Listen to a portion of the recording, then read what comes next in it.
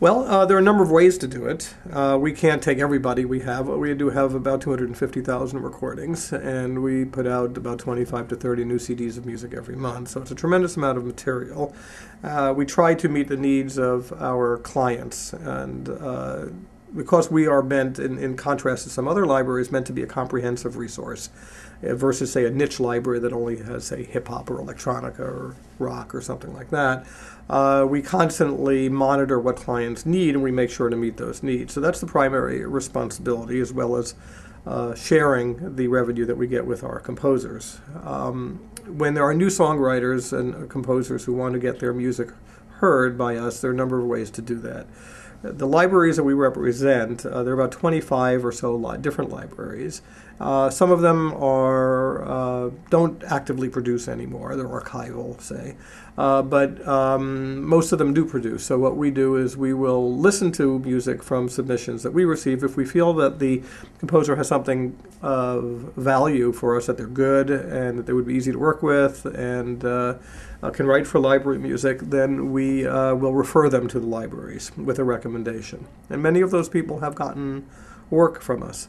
We are now starting to do a bit of our own production. It's not a lot, it's a few CDs here or there, and if somebody fits into the style of things that we need that we're not getting from our other libraries, then we will certainly engage them in that process.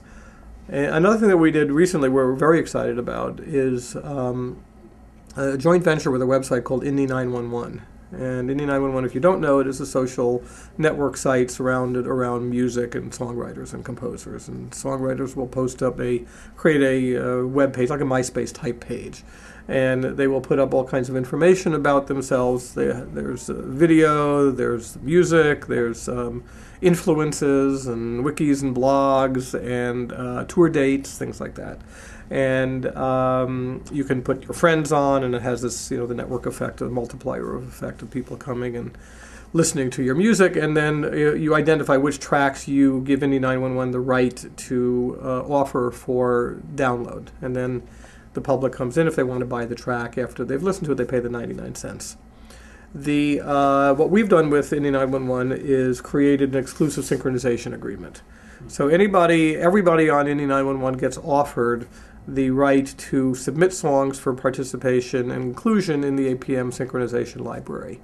So we've created a new Indie 911 APM library. And so if a songwriter has an Indie 911 page, and they would like to have their music considered, they would indicate that by their number of clicks or something. I'm not exactly sure how it's done. And they submit those tracks to Indie 911 first. Now, it's only on a track-by-track basis, so if that artist has 100 tracks and they only want to submit one, it's fine. We don't represent artists. We only represent music.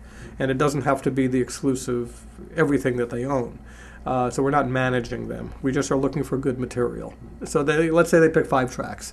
They'll send those to Indie 911, who listen to them, and then if they like them, they send them to us. And we listen to them. If we like them, if we feel that they are going to be good for synchronization, we don't want to take things on that we're not going to be able to do justice to. And then we put them in the library. They stay in for a minimum of a year and longer at the option of the artist and us. And we do our best to generate revenue for them.